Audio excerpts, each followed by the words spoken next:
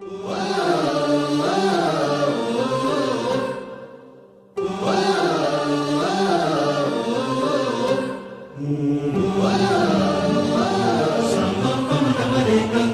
जीवन आपुले सार्थ करा रे, राष्ट्रभक्ती निस्वार्थ करा रे, एकजुटीने कार्य करा या देशाचे.